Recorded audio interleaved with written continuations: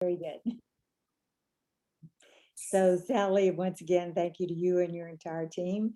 If you're joining us for the first time tonight, my name's Cheryl Cortese. I'm a National Marketing Director with the Juice Plus Company, and I've been here 34 years and looking forward to the next 34.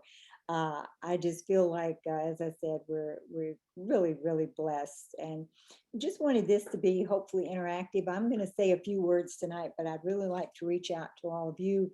Uh, Certainly, those of you who come to this call, you come on a consistent basis, and I think that's amazing, because I have found for myself that it's almost like I have the infrastructure or the things in place for me to go to be refueled, during the week, during the, our Monday night call, our this call, to hear the stories, to interact with the people and things of that nature, because that's really where we kind of get our fuel to move forward. So I have a few words to say tonight, and then I would like to go to you all and be thinking, let's put together you might say an agenda of things that you would like for me to cover, people you might like to hear from as far as within our team, or speakers that you might want to come to the call with me during the training sessions. But I feel like we're definitely in a time where we're poised to really step up into what will be the greatest growth for our company.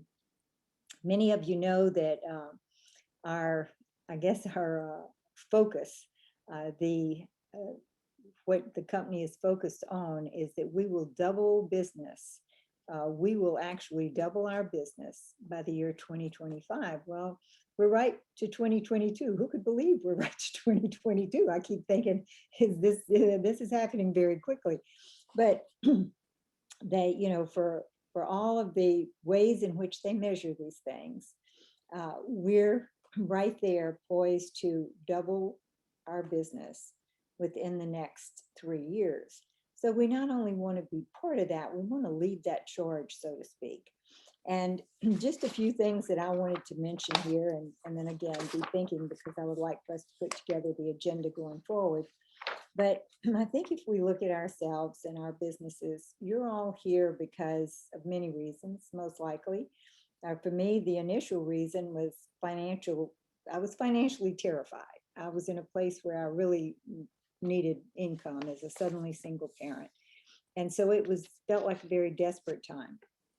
There are people here who love the community. There are people here who love the idea of helping other people make a difference in their lives, as far as the, what it can do, what the product can do, what the business can do. I have all of those feelings. I love every aspect. As I've grown through this, I really love being able to interact and be part of other people's success in all those various areas. But, just a few thoughts here that I've I think really have been foundational to me and to others as we've built our businesses, and things that you might want to think about is, first of all, human beings have a remarkable ability to get exactly what they must have. When you know what you want and you want it badly enough, you'll find a way to get it. My background was education. I taught in one of the universities in South Louisiana. And the initial course was, I was in the freshman division. I worked with students who were, starting their college career, and more or less, what would be the foundation for a college career. And one of the first books was actually written by Zig Ziglar, which I thought was interesting as I look back on this years ago, because I knew nothing of, motivational or business philosophy or anything like that, speakers of that nature. But what was pointed out in that particular book, See You at the Top, was that research done showed that people actually used about 2% of their brain power. That we can function at a much higher level, basically, if we choose to, or if we step into the realization that we have much more to work with than we normally give ourselves credit for. And so if you think about it, we all can access much greater abilities than we even realize we have. So it's a matter of where is your thinking? How are you thinking about yourself, what you're going to do, what you want, what you have? And one of the things that I heard often as I started this career was the word resolve. And that the resolve says, I will, I can, I will climb the mountain. You'll see me waving from the top, or you'll see me dead on the side, but you won't see me giving up. And I think right now, especially in our world, there is a calling for leadership. People who are going to step up and be able to make that difference, who are going to, be the ones who say, I'm gonna take charge here because I feel like I'm on a mission that's really important. I'm doing something, and we only have to listen to the stories tonight to know that each one of you has the power to totally change lives in a very, very positive way. So, what this is, I think, is a calling to leadership. People who step into leadership. And I wanted to talk just a little bit about leadership tonight, because leadership's not something you're born with. Like, they don't say, oh, that one came out and that's a great leader now. We know that one was born as a leader.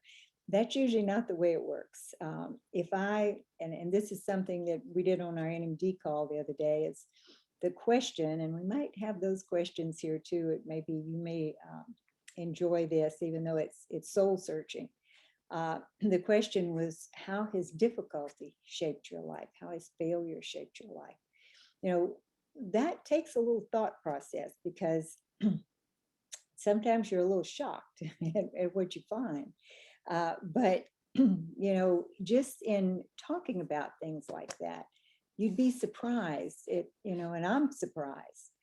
People that I've known, national marketing directors, people on our team that I've known 10 years, 15, 20, 30, and had no idea some of the challenges that they faced in their lives. So I think life shapes us and refines us, as we go through, so that we can make a difference for other people, because it creates a strength.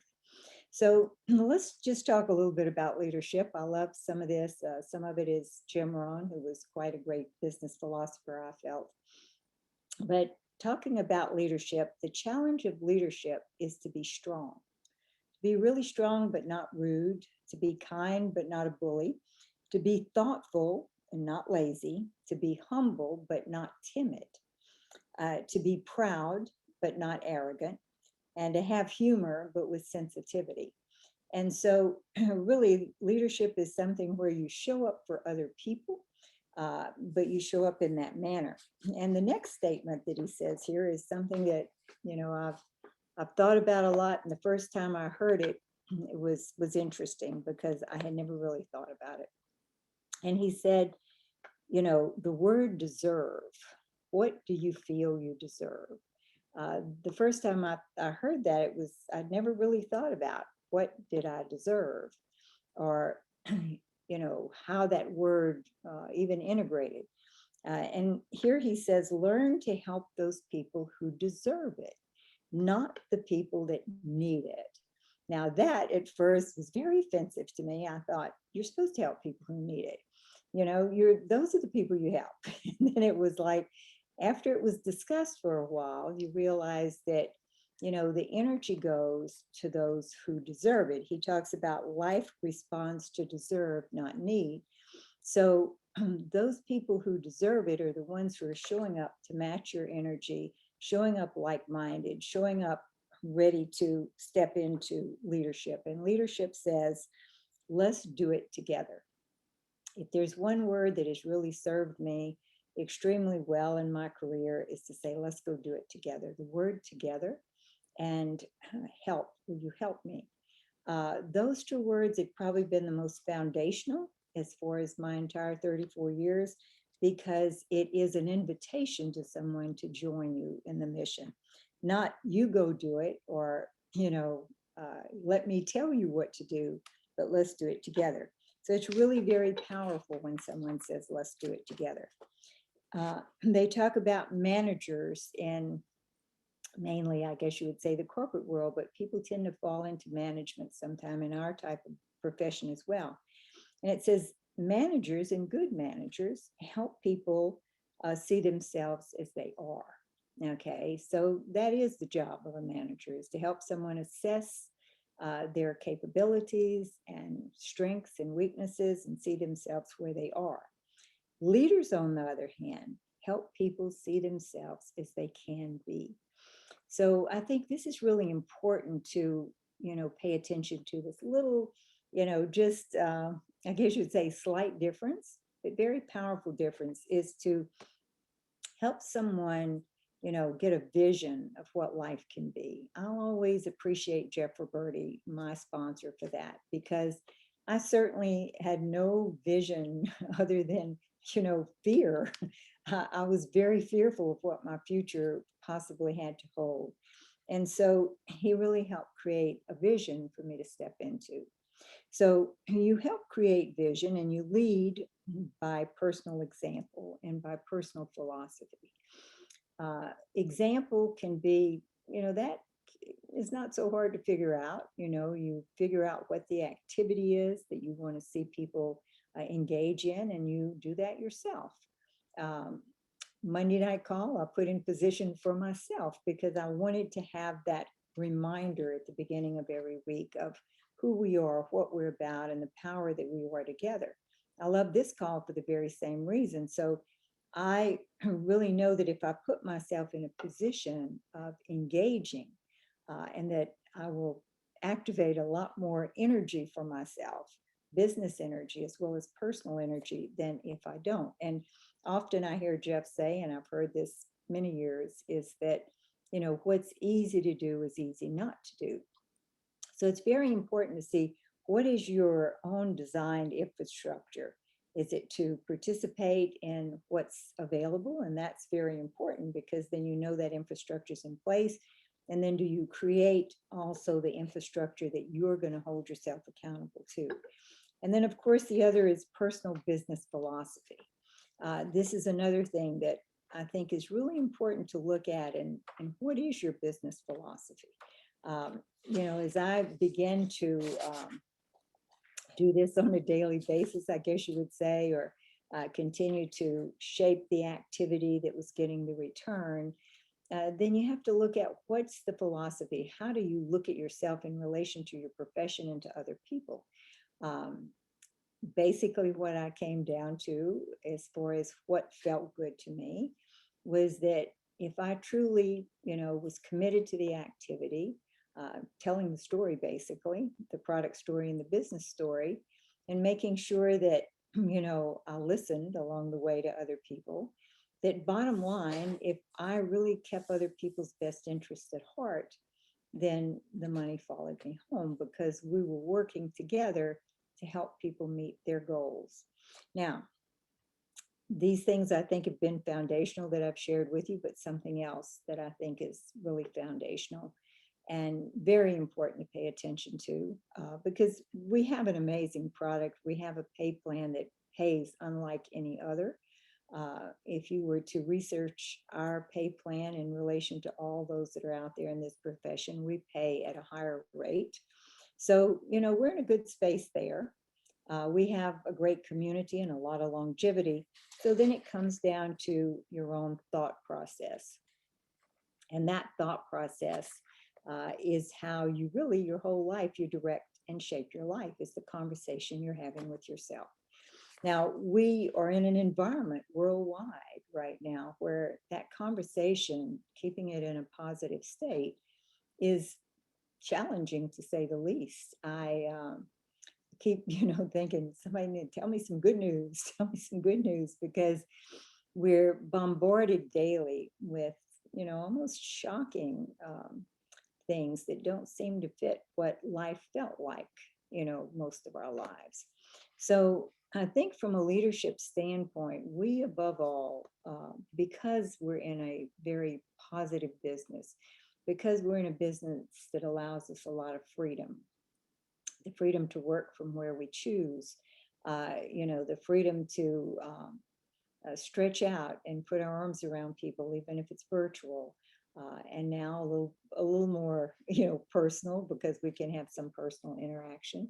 But with that comes the responsibility to keep yourself in a state that really encourages and empowers other people at the same time. So let's just talk about your being able to manage that positive state of mind.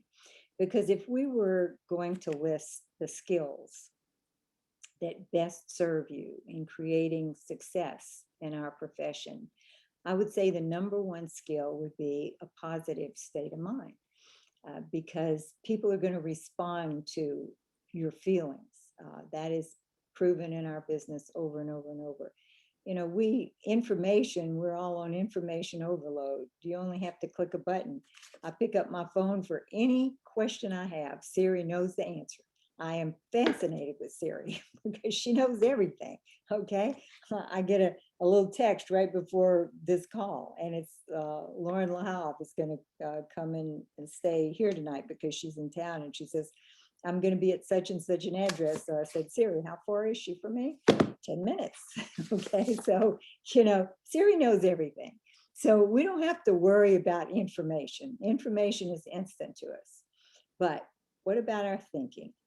We are, again, bombarded with negativity all day long. And it's designed that way because it's sensationalism. That's actually, I guess, I don't know how the news media fuels itself financially, but it seems to be that negativity. So if we look at our responsibility from a leadership standpoint, from a standpoint of working with our organization, leading an organization, developing a team, it's almost like, most of you have flown in an airplane. I'm watching the stewardess. If the stewardess looks like she's okay, I'm fine. Okay. If she panicked, I would really panic. Okay. So, because I know that's her job, is to see that everything's all right. So if you think about yourself, you're the pilot, you're the stewardess, you're the one who is the example on the plane. You're the one who is the example for that team that's growing up. So then how do you manage that negative self-talk, if we want to call it that? Because it's being fed to us every day. And so the ultimate thief of your future success, or anyone's future success, is that negative self-talk. A successful future really can't afford the luxury of one negative thought. Well, when I read that, I thought, oh my goodness, I've got to get on it, because those negative thoughts sneak in. Even though you don't want them to come in, they sneak in. So again, you're in control, though, of your thinking. Successful people see the possibilities. Unsuccessful people see the problems, and they stay in the problem. The conversation you're having with yourself, your conversation, you speak to yourself more than all the people put together that as far as your conversations with them. Your conversation with you is the one that is ongoing, and your conversation that you're having with yourself makes the choice.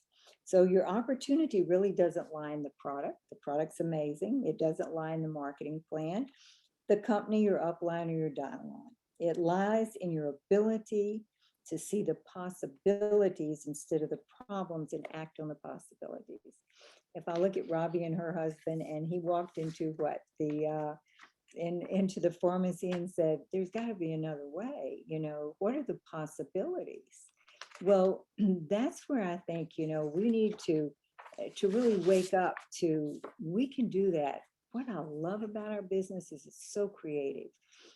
I every now and then it almost amazes me when somebody says, how could you tell the same story and do the same thing for 35 years? I mean, it's just 4 bottles and, this, but I love the whole idea of, it's a new creative experience. Every time I start with a new person, every time we begin to build a new team, it's that creativity. So really, it's your thinking, your attitude, and attitude and self-talk go hand in hand. How do you maximize a winning attitude and ensure positive self-talk? Well, it's done by what you feed your mind and therefore your subconscious on a daily basis. Now, I tried to bring some books to this call that were not, totally, this one, like The Power of the Subconscious Mind, and Dr. Joseph Murphy's written many of them. I have some that the covers are gone and they have tape holding the back of them together. Okay.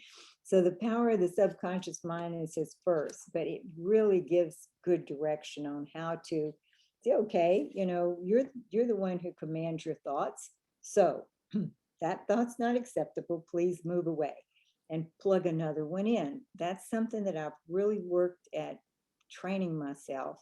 And I have to say, I fall off the wagon, from time to time, and sometimes more than I'd like to, because of the fact that we're constantly trying to create a shield to, protect ourselves from the negativity that comes in. And it's so easy for it to be coming in. So I feel very strongly, and I've said this often, I say it to myself, I have to be the gatekeeper at the door of my mind. I have to be the one who's in charge of what enters and what doesn't.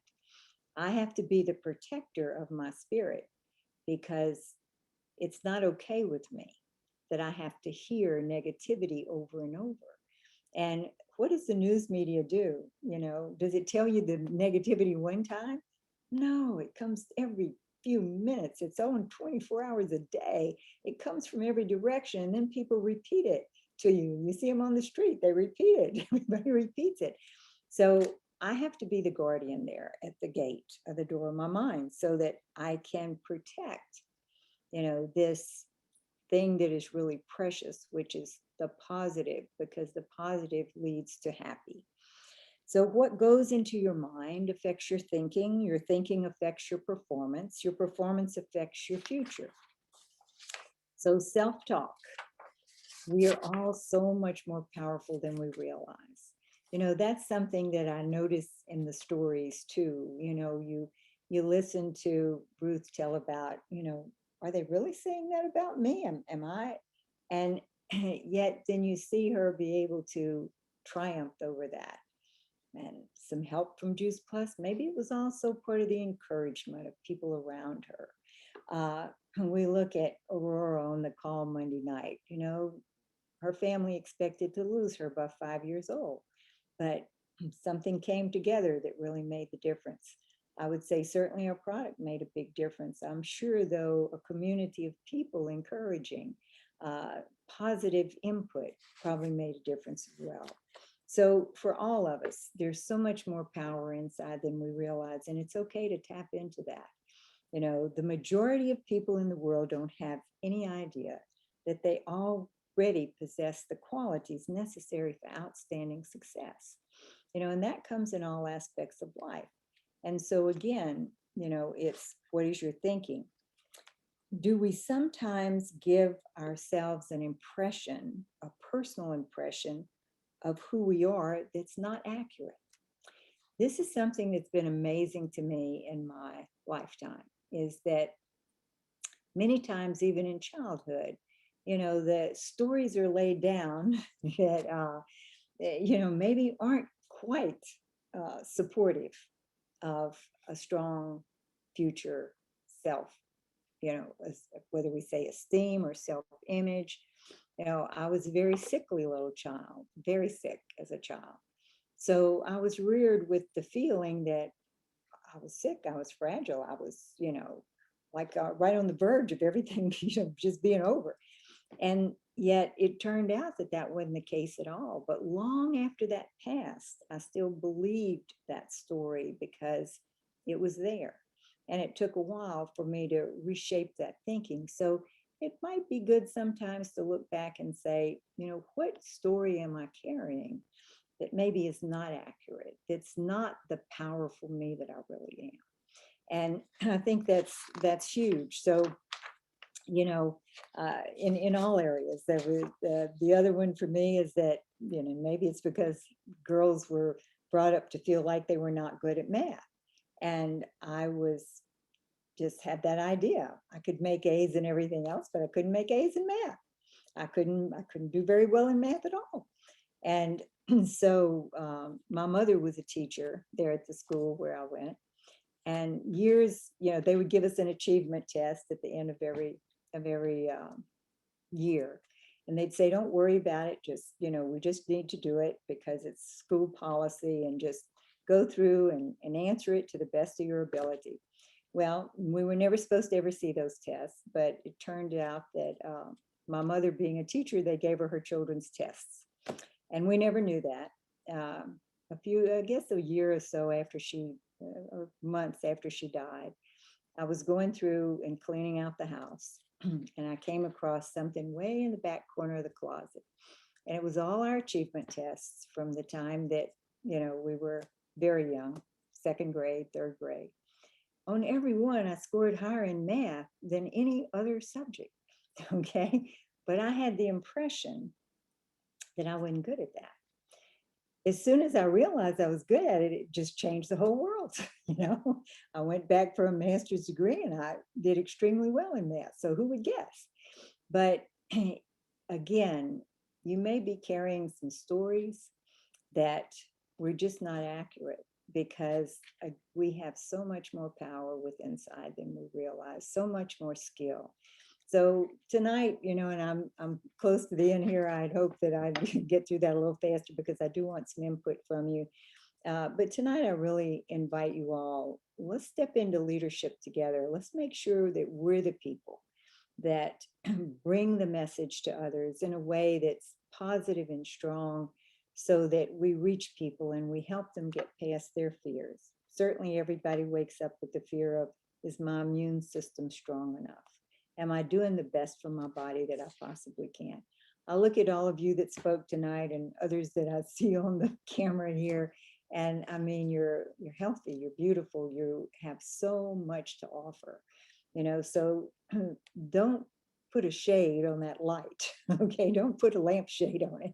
Make sure that it's shining totally brightly, because I think we are truly the people who can make the difference, especially at this time. So before we close, I wanted to see from you all if there anything in particular that you would like for us to cover in the way of training. We certainly, the marketing plan is something I think we haven't addressed in a while, and should really go back to being sharp where that's concerned, and how to move through that marketing plan. Also, qualifying, things of that nature. But maybe there are things that, I'm taking for granted that you may or may not need or want, or maybe there are things that you do that I have not realized. So can anybody give me any input? And I'll make a note or two here as we close to make sure that we cover things that you would like to hear about. So, Hey, Cheryl. This is Roz. I'm new on Jason Hodges' team and Courtney. Okay. And this is really like my first serious team meeting. First of all, you're beautiful. Thank you. You are loved, appreciated, celebrated, valued, and most cherished.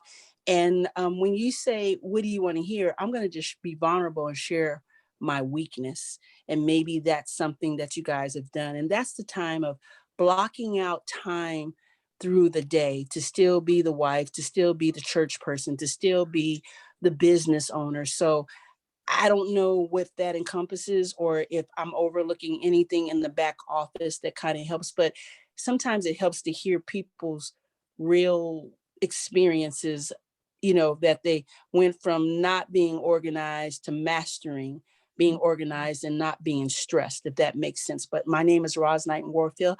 I yield the mic, but no, I always have a voice, and I love y'all. Thank you. Well, Roz, and really it's basically what you're asking for is how to manage time. And it's something that, we all at first struggle with. And there are a lot of layers to that. I'll be happy. That would be a whole training in itself, but one that's very important because, time is a challenge for everyone. And so that'll be on the agenda. And you certainly, it'll be nice too. It's a good idea to maybe have people from various aspects in life, young moms, people who, have very demanding careers that they're involved in creating a living already. There are many different aspects of that, but we'll get some stories on that. And then we'll also,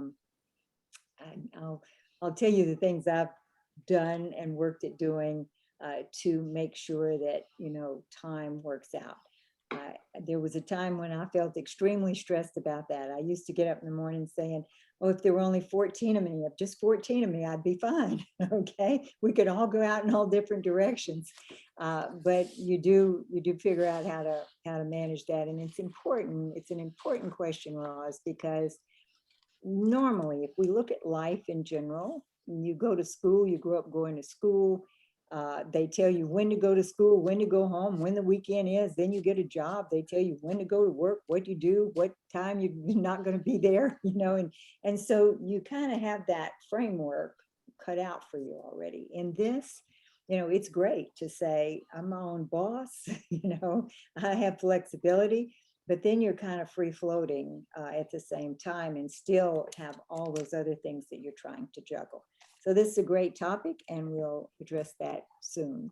I promise you. Thank you. And tell all my Texas folks they need to connect with me because I'm in Texas. So I love the team collaboration from leadership to the folks that they invited. That was very powerful. Y'all keep doing that kind of teaching where it encompasses collaboration. Thank you so much.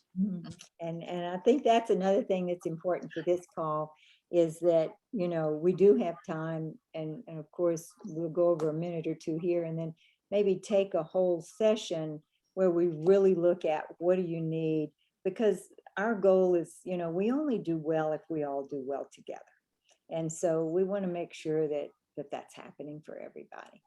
Who else might have something that you would like to for us? Cheryl, this is Bonnie, and yeah, Bonnie, I'm just really jealous of you, but go ahead. I have been in communication with Missy about when the compensation plan webinar connected to the phone call or the record or your recording going through that.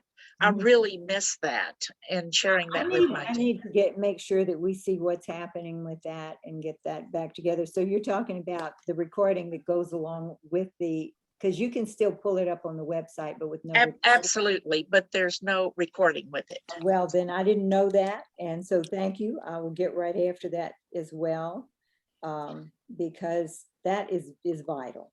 Okay. And I want to share one tidbit from Jeff Roberti because I've shared it with my team in recent days, more than just one team member. Life happens, junk happens and disappointments happen. And it's happened to me, just one right after the other this week.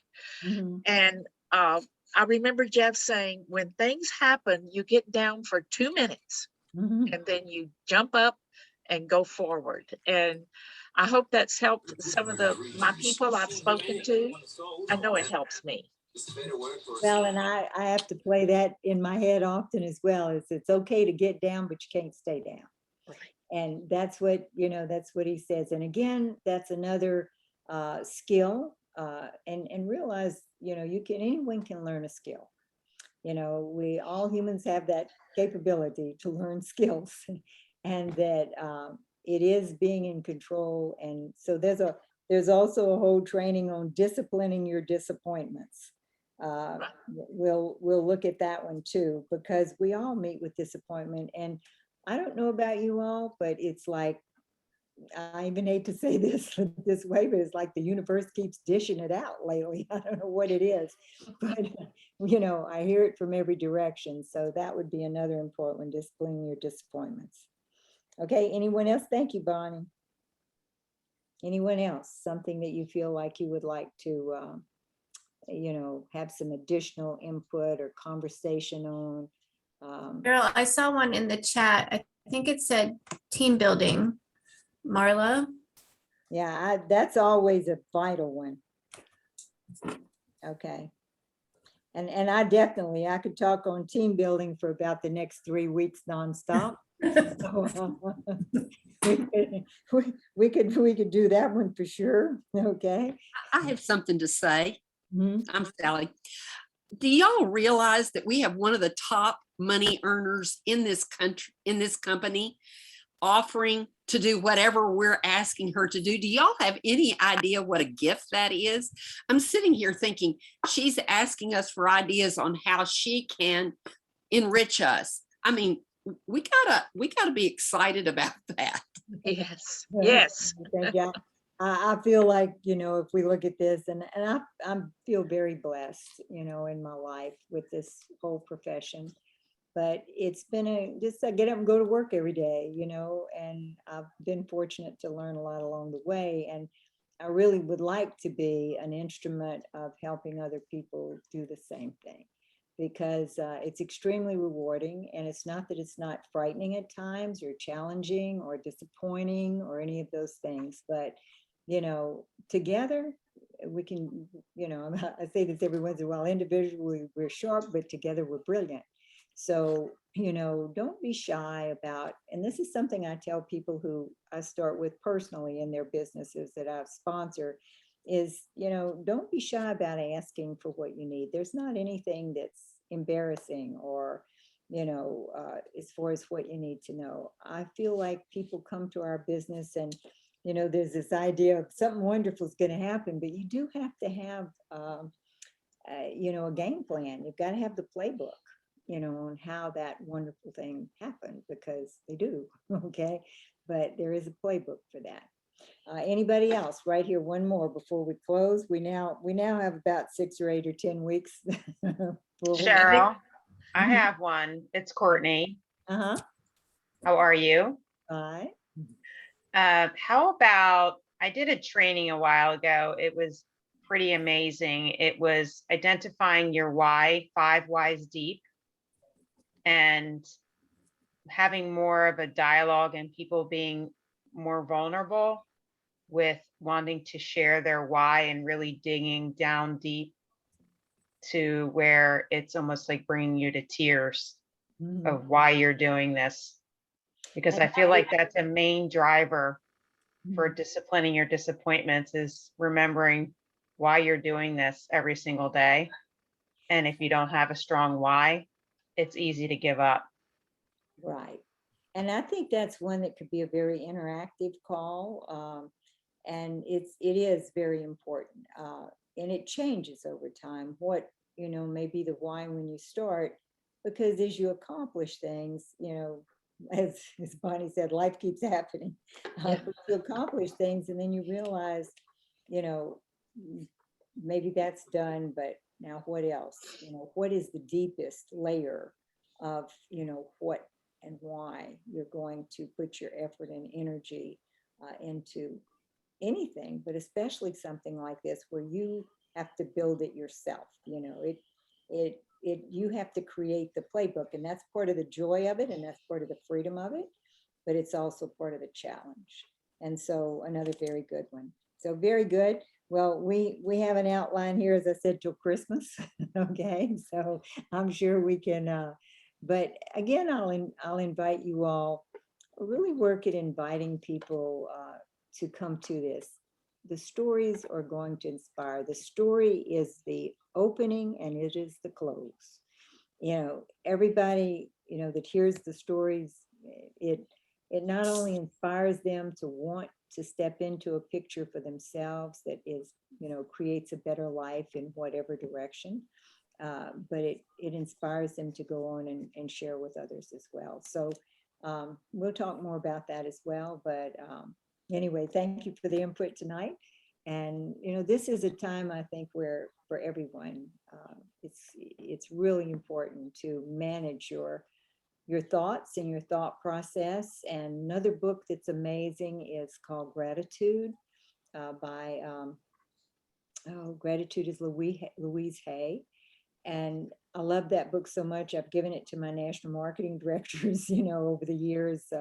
I'll send it to people as a gift because it has given me so much. And that really does help work at keeping you in a positive state. Actually, somebody sent me something that I'll have Missy send to all of you. It's called the Gratitude Assessment. And it's so good. It says, name 3 amazing people in your life. What are 3 things that you really appreciate about your own physical body? What are 3 things in your home that you really like? We so often, we just go past all of that. And yet that does, especially in times where we're challenged and there's a lot of negativity, it's really important to help your brain pay attention to those things, because it not only brings happiness, it keeps you in a positive state. So we're past time. I appreciate you all, and look forward to Mondays and Thursdays when I get to see and hear so many of you. Okay. Good night, everyone. Thank you for your input, and thank you, Carol. Good night, Okay, Cheryl. Cheryl. Thank you Good so night. much. Good night. Thank you